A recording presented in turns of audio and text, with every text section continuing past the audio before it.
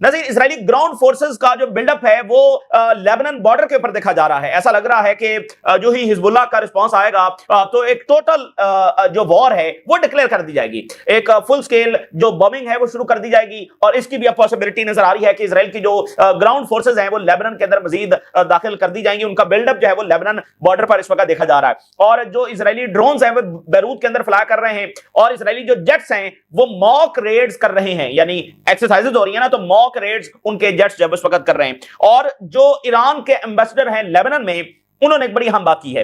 Iran के ambassador to Lebanon ने यह कहा है कि ईरान और इजराइल की एक और जंग जो है वो पॉसिबल है। यानी ये कोई मीडिया एनालिस्ट बात नहीं कर रहा है, ये ईरान का एम्बेसडर बात कर रहा है। और कौन सा? जो लेबनान के अंदर मौजूद है।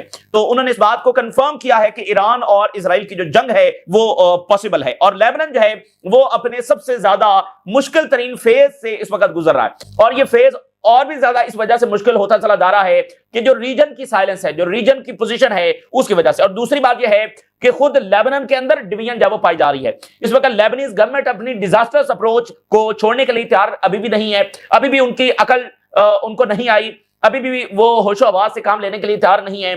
जो लेबनीज मिनिस्टर्स हैं वो ऐसे बात कर रहे हैं जैसे वो इजरायली मिनिस्टर्स हैं, यानी उनका अंदाज यह है, उनकी गुफ्तगू यह है। लेबनीज मिनिस्टर्स ने जब वो हिजबुल्लाह से सरेंडर डिमांड किया, यानी एक ऐसे माहौल में जब इजराइल ने अग्रेशन करते हुए लेबनीज को शहीद और जख्मी किया है, तो बजाय इसके कि पहले इजराइल को कंडेम किया जाए, पहले इजराइल को उससे विड्रॉ करवाया जाए और फिर एक नेशनल डायलॉग के जरिए आपस में मसले हल किए जाएं, एक ऐसे माहौल में उल्टा इजराइल के हमलों को जस्टिफाई किया जा रहा है, हिजबुल्लाह से जब सरेंडर डिमांड किया जा रहा है और इजराइल की इस ट्रैप को, यानी उसमें वो फंस रहे हैं कि उल्टा वो हिजबुल्लाह ही को जिम्मेदार करार दे रहे हैं।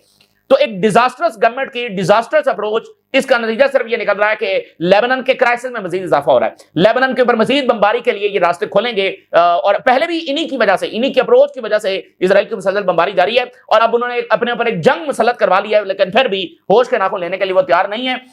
तो जाहिर है कि अमेरिकन उनको लेकर आए हैं तो उन्हीं की बात वो सुनेंगे। कठपुतली एक गवर्नमेंट जो है वो सही इन जो रियलिटी बेस अप्रोच है वो लेने के लिए तैयार नहीं है।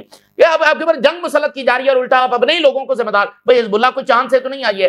हिजबुल्लाह लेबनीज जमात है ना, लेबनान के लोगों की है, जो शहादतें हुई हैं वो भी लेबनान के लोग हैं।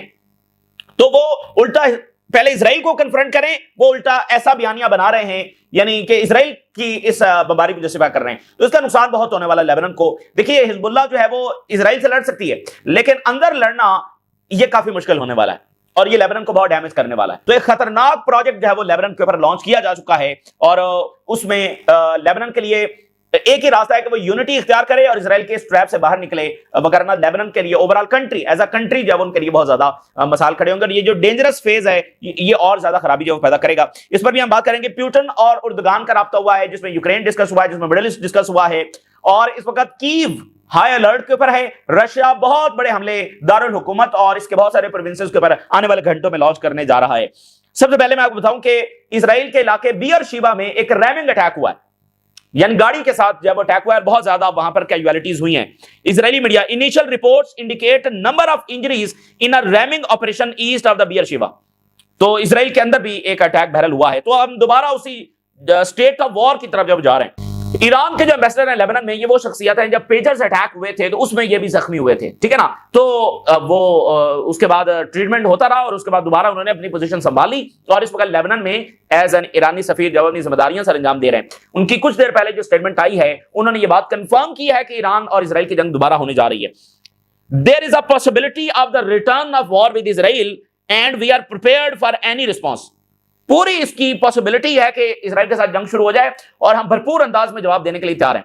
देखिए, जो एस्टिमेट थे इससे पहले वही जो अब दुरुस्त साबित हो रहे हैं कि इजराइल जो करेगा अभी करेगा।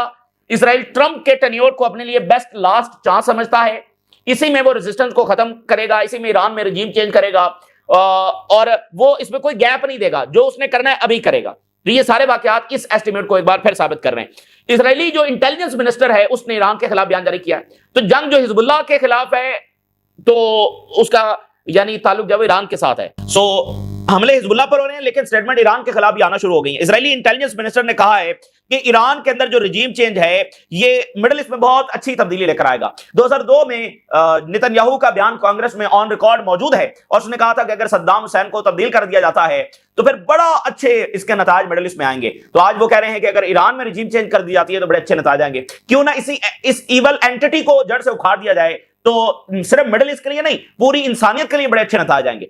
इनके जो इवलनेस है वो पूरी दुनिया, पूरी ह्यूमैनिटी उससे मुतासर हो रही है। इनके ऑपरेशन जो है वो अफ्रीका में जा रही है और पता नहीं कहां कहां पर जो जा रही हैं। इनकी खबासत जो है वो उससे पूरी ह्यूमैनिटी भुगत रही है। तो इस एंटिटी को अगर जड़ से उखाड़ दिया जाए तो ना सिर्फ रीजन में बल्कि पूरी दुनिया में अच्छे असरात जो वो आएंगे। तो इजरायली इंटेलिजेंस मिनिस्टर कह रहा है कि हमास डिसाम होगी और गजा जो है वो यहां से वेपन्स जो है वो उसका हम सप्लाई करेंगे। तो देखिए वही एस्टिमेट के उनके प्लान्स क्या है, ईरान में रिजीम चेंज और तमाम रेजिस्टेंस का खात्मा, और वो उसी को परसू करते चले जा रहे हैं। अच्छा जी, इसी दरमियान जो इजरायली जमीनी फौज है वो इस वक्त लेबनान बॉर्डर के ऊपर देखी जा रही है और लेबनान बॉर्डर के ऊपर इजराइल की जंगी मशकें इस वक्त देखी जा रही हैं। वहां पर बाकायदा बिल्डअप हो रहा है, जंगी मशकें हो रही हैं और यानी कि लेबनान को इन्वेड करने की तैयारी है। इजरायली आर्मी मैनोवर्स यानी ड्रिल्स हो रही हैं on the Lebanese borders which it said के बहुत सारे सेवरल डेज के लिए ये जारी रहेंगी, यानी आने वाले 5-7 दिनों के लिए कम से कम तो जारी रहेंगी। और उसने कहा कि start of the manoeuvre at the level of the general staff to deal with the state of war, यानी उन्होंने सिचुएशन को स्टेट ऑफ वॉर डिक्लेयर कर दिया है। ठीक है ना, यानी एक होती है कि भाई इमरजेंसी की सूरत हाल, तो उन्होंने सूरत हाल को जब स्टेट ऑफ वॉर डिक्लेयर कर दिया है। इसी दरमियान जब वो जो इजरायली ड्रोन्स है वो बेरूत के ऊपर फ्लाई करते हुए नजर आ रहे हैं। इजरायली हर्मीज 450 जो ड्रोन्स हैं flying at low altitude over Beirut, यानी पूरा वो आप कह लें कि एक खौफ जो है वो पैदा कर रहे हैं कि ड्रोन्स वहां पर फ्लाई कर रहे हैं, इधर लेबनान बॉर्डर के ऊपर जंगी मशकें हो रही हैं। ठीक है, और साथ उनके जो जेट्स हैं, Israeli aviation carries out mock raids in the air space of different Lebanese districts southern Lebanon at medium altitude. ये ड्रिल्स में यही होता है ना कि आप मॉक जो एक्टिविटीज है वो करते हैं, तो उनके मॉक रेड्स इस वक्त हो रहे हैं, यानी पूरा एक वो खौफ और डर फैला रहे हैं। और आगे से उन्होंने कहा है कि अगर वहां से एक भी रॉकेट आएगा तो हम जो वो फुल स्केल जंग लॉन्च कर देंगे। तो वो ये बता रहे हैं कि भाई बमबारी शुरू हो जाएगी फुल स्केल और साथ ही जमीनी फौज दाखिल हो जाएगी। ये आप देखिए इजरायली मीडिया कह रहा है कि इजरायली आर्मी ने कहा है कि डिसप्रोपोर्शनिएट रिस्पॉन्स आएगा in case of a gun fire from Lebanon. यानी डिसप्रोपोर्शनिएट से मुराद यह है कि भाई एक गोली चली है तो जवाब में उसके बराबर का रिस्पॉन्स के एक गोली चलाई जाए। मैं मिसाल दे रहा हूं, तो वो कह रहे हैं अगर एक रॉकेट आएगा तो हम उसका जवाब एक रॉकेट से नहीं देंगे बल्कि डिसप्रोपोर्शनिएट यानी बहुत बड़ा हमला करेंगे। तो देखें हिजबुल्लाह अगर रिस्पॉन्ड नहीं भी करती तो इजराइल एक तो दोबारा हमले कर रहा है, दूसरा वहां से कोई रॉकेट फायर हो भी सकता है, फॉल्स फ्लैग भी तो हो सकता है ना। इजराइल के लिए क्या मुश्किल है, जब उसने सोच लिया कि जंग मुसल्लत करनी है तो 2-4 रॉकेट्स वहां से फायर हो जाएंगे। आपको याद है एक दफा ऐसा हुआ भी था, सदरन लेबनान से रॉकेट्स फायर हुए थे और हिजबुल्लाह ने कहा था ये हमने नहीं किए हैं, तो अब भी इजराइल वो कर सकता है। तो असल बात ये नहीं है डिटेल्स में जाना, ये असल बात है इजरायली नीयत और इजरायली इरादे। और वो ये है कि ट्रंप का ये दौर है, इसमें इजराइल ने भरपूर जो सब्जुगेशन पॉलिसी है उसको आगे बढ़ाना है और ईरान में रिजीम चेंज करनी है और रेजिस्टेंस को जो वो खत्म करना है। तो लेबनान जो है वो इस वक्त एक सिविल वॉर के दहाने पर भी है और एक बड़ी जंग के दहाने पर भी है, क्योंकि लेबनीज गवर्नमेंट जो है वो सही अप्रोच लेने के लिए तैयार नहीं है। फ्रेंच प्रेस एजेंसी ने ये कहा है, अब ये जाहिर है कि ऐसे टाइम में फिर हर मीडिया अपने हिसाब से खबरें चला रहा था, तो उसने कहा कि हिजबुल्लाह में डिवीजन है, 2 ओपिनियंस इस वक्त हिजबुल्लाह में पाई जा रही हैं। एक ये है कि रिस्पॉन्ड करना चाहिए और दूसरी ओपिनियन ये है कि नहीं अभी हमें रिस्पॉन्ड नहीं करना चाहिए। तो ये फ्रेंच न्यूज एजेंसी की ये रिपोर्ट है। तो मुख्तलिफ मीडिया मुख्तलिफ रिपोर्ट जो है वो जारी कर रहा है। हिजबुल्लाह की जो ऑफिशियल स्टेटमेंट जारी हुई है उन्होंने कहा है कि हम इजरायली और अमेरिकन प्रोजेक्ट से लेबनान को बचाएंगे। इस वक्त देखें ना जो सब्जुगेशन पॉलिसी है, नॉर्मलाइजेशन पॉलिसी है, वो भी तो लेबनान पर इंपोज करने की कोशिश की जा रही है। तो उन्होंने कहा है कि हम बचाएंगे लेबनान को और मुकम्मल हिफाजत करेंगे जो इजरायली और अमेरिकन प्रोजेक्ट्स है। अमेरिका देखे 7 समंदर पार बैठकर कितना इंटरेस्टेड है हिजबुल्लाह को डिसार्म करने में, क्योंकि हिजबुल्लाह एक बहुत बड़ी रुकावट है रीजनल जो इजरायली और अमेरिकन प्लान्स हैं उसमें हिजबुल्लाह बहुत बड़ी रुकावट है। तो साथ उन्होंने कहा कि ये जो हमारे लीडर्स को असैसिनेट किया जाता है इससे हमारी जो बुनियादी पोजीशन है उसमें कोई फर्क नहीं पड़ता, यानी हमारी जो पोजीशन है रिगार्डिंग इजरायली इससे कोई फर्क पड़ने वाला नहीं है जो भी हमारे लीडर शहीद कर दिए जाएं। अच्छा, अब सबसे बड़ा जो इस वक्त खतरा है लेबनान के लिए, सबसे बड़ा जो इशू है वो ये नहीं है कि हिजबुल्लाह लड़ सकती है या नहीं लड़ सकती। असल और सबसे ज्यादा डैमेज करने वाला जो फैक्टर है लेबनान के लिए वो है लेबनीज गवर्नमेंट की डिजास्टर्स अप्रोच। लेबनान के मिनिस्टर जो है वो उल्टा हिजबुल्लाह से सरेंडर डिमांड कर रहे हैं और ये बात कर रहे हैं कि इजराइल के हमले यानी जो इसराइल अपना नैरेटिव देता है कि हम तो मजबूरी में कर रहे हैं, वो इस नैरेटिव को प्रमोट कर रहे हैं और इस नैरेटिव को अडॉप्ट कर रहे हैं कि ये बात सही है। यानी इससे बड़ा कोई डैमेजिंग फैक्टर लेबनान के लिए हो नहीं सकता, और इससे बड़ा कोई फैक्टर जो लेबनान के लिए बहुत ज्यादा खराबी लेकर आ सकता है वो भी हो नहीं सकता। यानी हिजबुल्लाह रिस्पॉन्ड करेगी, कैसे करेगी, कितना लड़ सकती है, नहीं लड़ सकती, बड़ी इंपॉर्टेंट बातें हैं, लेकिन सबसे ज्यादा जो लेबनान के लिए खतरा है ये वाली बात है। तो अब मिसाल के तौर पर लेबनान मिनिस्टर की मैं 2 स्टेटमेंट आपके सामने रखता हूं। कहता है कि हिजबुल्लाह के जो वेपन्स हैं वो लेबनान के ऊपर बर्डन है। ठीक है, हिजबुल्लाह के वेपन्स लेबनान के ऊपर बर्डन है और हिजबुल्लाह को अपने वेपन्स जो है वो सरेंडर कर देनी चाहिए। यानी इसराइल भी यही डिमांड है उसकी कि हिजबुल्लाह अपने वेपन्स जो है वो सरेंडर करे, और लेबनान भी ये कह रहा है, उसकी गवर्नमेंट कह रही है कि हिजबुल्लाह को अपने वेपन्स सरेंडर कर देने चाहिए। तो ये वो फैक्टर है जो खाना जंगी की तरफ भी खुदा न खास्ता लेकर जा सकता है। ये वो फैक्टर है जो इसराइल का काम और आसान कर रहा है। तो अब देखें ना कि रीजन में किसी ने भी इतने बड़े ब्रूटल अटैक को कंडेम नहीं किया है। तो मैंने आपको इसलिए बताया कि जो रीजन की पोजीशन होगी और जो लेबनीज गवर्नमेंट की पोजीशन होगी वही तय करेगी कि आगे क्या होना है। क्योंकि अगर उन्होंने अमन के रास्ते पर लेकर चलना है मामलात को, तो उसके लिए उन्होंने इसराइल को कन्फ्रंट करना है। अगर वो इजरायली ट्रैप का शिकार होंगे तो वो मजीद जंगों का रास्ता खोलेंगे और मजीद इजरायली अग्रेशन का रास्ता खोलेंगे, इसके सिवा कुछ भी नहीं है। एक ऐसे माहौल में जब इसराइल उनके वतन के ऊपर अटैक कर चुका है और वो अपने ही लोगों को जिम्मेदार करार दे रहे हैं, अब जरा अंदाजा करें। यानी हिजबुल्लाह के वेपन्स प्योरली डिफेंसिव हैं। तकरीबन 30 साल में उन्होंने ये साबित किया उनके वेपन्स प्योरली डिफेंसिव हैं। कभी भी उन्होंने जंग इसराइल के ऊपर लॉन्च नहीं की। ठीक है, और बड़ी इंटरेस्टिंग बात मैं आपको बताऊं, जब गजा में 7 अक्टूबर के बाद इसराइल ने हमला किया तो हिजबुल्लाह के जो पहले हमले लॉन्च हुए वो भी इसराइल में उस टेरिटरी पर हुए जो लेबनान की टेरिटरी है और इसराइल ने कब्जे में ली हुई है। यानी मैं टेक्निकल अंदाज में बात कर रहा हूं कि उन्होंने तब भी इसराइल के ऊपर जंग लॉन्च नहीं की, उन्होंने तो अपनी टेरिटरी के ऊपर जो इसराइल ने कब्जे में ली हुई है उस वहां पर अटैक किए इसराइली फौज के ऊपर। तो वो हमला इसराइल के ऊपर हमला नहीं था, क्योंकि वो जो टेरिटरी है वो लेबनीज टेरिटरी थी, इसराइली टेरिटरी पर ऑक्युपाइड पर फिर भी उन्होंने हमला नहीं किया।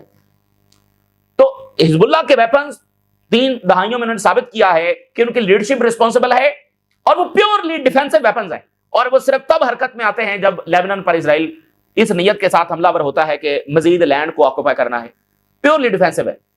तो ऐसी अप्रोच को इस माहौल में जब इसराइल का असली चेहरा सब देख चुके हैं, जब इसराइल एक जेनोसाइड कर रहा है, वॉर क्राइम्स उसने कमिट किए हैं लेबनान में, हजारों लोगों को मौत के घाट उतारा है लेबनीज को, और लेबनीज गवर्नमेंट ये अप्रोच लेकर चल रही है कि हिजबुल्लाह डिसार्म हो जाए, हिजबुल्लाह इस माहौल में सरेंडर कर दे, तो उसके बाद क्या होगा? मतलब उसके बाद यहां दूर शायद किनारे बह जाएंगे और सब अमन हो जाएगा। हिजबुल्लाह से पहले फिर अमन क्यों नहीं हुआ? ठीक है ना। तो ये सबसे बड़ा फैक्टर है जो बहुत ज्यादा डैमेज करने जा रहा है लेबनान को। तो हिजबुल्लाह ने रिस्पॉन्ड किया लेबनीज गवर्नमेंट को, और हिजबुल्लाह ने कहा है कि इजरायली एस्केलेशन जो है वो एक क्लियर रिस्पॉन्स है जोसेफ ऑन को, यानी सदर को, जो इसने मुज़ाकरात की बात की, ये इसराइल ने इसके मुज़ाकरात का जवाब दिया। और उन्होंने कहा कि जो लेबनीज गवर्नमेंट ने कमजोरी दिखाई इसका कोई अच्छा नतीजा नहीं निकला।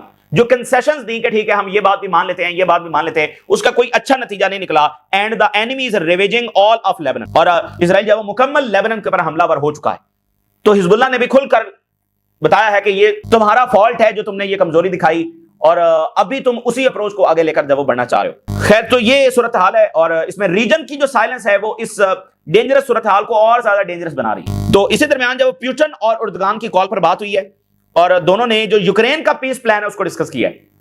ठीक है ना, यूक्रेन का जो पीस प्लान है उसको पुतिन और उर्दगान ने डिस्कस किया है, क्योंकि यानी टर्की इन्वॉल्व है ना यूक्रेन में, और सारा उसमें इन्वॉल्व है। और फिर 2022-23 के अंदर यहां पर मुज़ाकरात हुए, सारा डील भी होने जा रही थी जिसको रुकाया गया, और टर्की के ड्रोन्स यूक्रेन इस्तेमाल करता रहा। बड़ी इंटरेस्टिंग बात है, ईरान के ड्रोन्स रशिया ने इस्तेमाल किए, टर्की के ड्रोन यूक्रेन ने इस्तेमाल किए। तो मिडिल ईस्ट में डिस्कस हुआ है, यूक्रेन में डिस्कस हुआ है, और वहां पर जब वो इस वक्त कीव हाई अलर्ट के ऊपर है, रशिया को बहुत बड़ा हमला जब लॉन्च कर सकता है, यानी हर फ्रंट के ऊपर एस्केलेशन है। Declaration of air alert status in Kyiv and Ukraine provinces, बहुत सारे प्रोविंसेस के अंदर अलर्ट, और साथ कैपिटल हाई अलर्ट के ऊपर, क्योंकि रशिया बहुत बड़े हमले अगले घंटों में लॉन्च कर सकता है। और एबीसी न्यूज जो अमेरिकन मीडिया है उसने कंफर्म किया है कि अमेरिका ने अल्टीमेटम दे रखा है यूक्रेन को, और US threaten to halt all assistance to Ukraine if Zelensky refuses the proposal deal.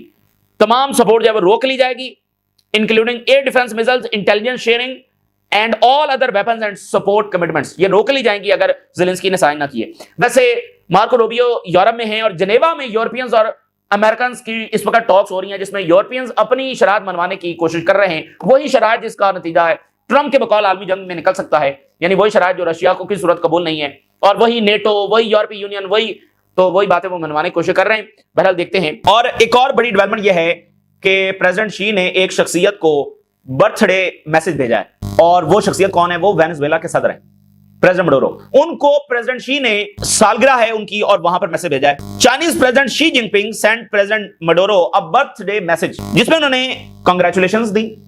साथ उन्होंने कहा कि बीजिंग जो है वो स्ट्रांगली वेनेजुएला के साथ खड़ा है और वेनेजुएला में किसी भी किस्म की जो मुदाखलत है गैर मुल्की, उसको अपोज करता है। और प्रेसिडेंट शी ने कहा कि चाइना वेनेजुएला की सुवेरेनिटी, सिक्योरिटी, डिग्निटी और स्टेबिलिटी की सपोर्ट जारी रखेगा। अभी हफ्ता 10 दिन कबल जब चाइना ने डायरेक्ट शिपिंग लेन जो है वो वेनेजुएला के साथ खोला है, तो ये मैसेज हम, यानी बीजिंग जो है वो वेनेजुएला के साथ खड़ा है। और उधर जो सीआईए के ऑपरेशंस हैं वो आगे बढ़ रहे हैं। एक मुकम्मल जो इंफॉर्मेशन वॉर होती है, जो मुकम्मल एक प्रोपेगेंडा वॉर होती है और अंदर से डिस्टेबलाइज करने की कोशिश की जाती है, वो जारी है। अचानक वेनेजुएला के अंदर ग्रुप ऑफ जनरल सामने आ गया जिन्होंने कहा कि मडोरो जब स्टेप डाउन करें। यानी ये तो तस्दीकशुदा बात है कि अमेरिका ने बहुत सारे फौज के बगावत करवाने की कोशिश की मडोरो के खिलाफ, और तमाम ऑपरेशंस में अमेरिका नाकाम रहा। और इसलिए प्रेसिडेंट मडोरो को जो है वो कू प्रूफ कहा जाता है कि इनके खिलाफ जो वो फौजी बगावत नहीं करवाई जा सकती। ये अमेरिका का सबसे आजमूदा टूल है जो वो बहुत सारे लीडर्स के खिलाफ अराउंड द वर्ल्ड उन्होंने इस्तेमाल किया है, लेकिन प्रेसिडेंट मडोरो के खिलाफ ये फेल हुआ है, इसलिए उनको कू प्रूफ कहा जाता है। और आर्मी पूरी तरह से वेनेजुएला के सदर के साथ खड़ी है और वो अमेरिका के साथ खड़ी होगी।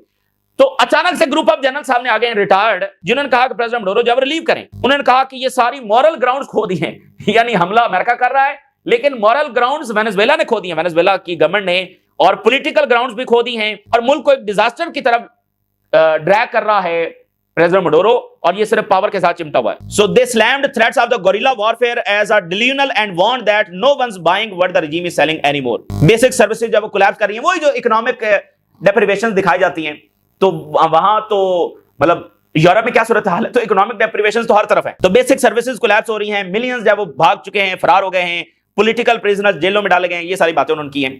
खैर, तो सीआईए ऑपरेशंस आगे बढ़ रहे हैं। चाइना का बड़ा सख्त तरीन रद्द मिलाया है जापान, जो मिसाइल डिप्लॉय करने जा रहा है। China slams Japan planned missile deployment near Taiwan.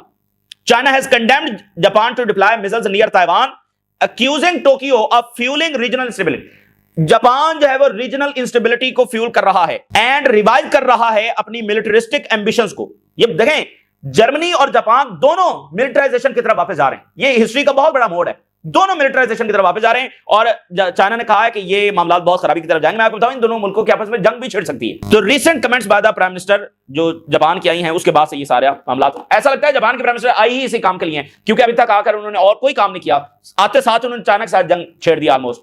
तो ये इस वक्त की ताजा तरीन सूरत हाल है जो आपके साथ शेयर किया। हमने राज लगा कर इजाजत दीजिए। अल्लाह हाफिज।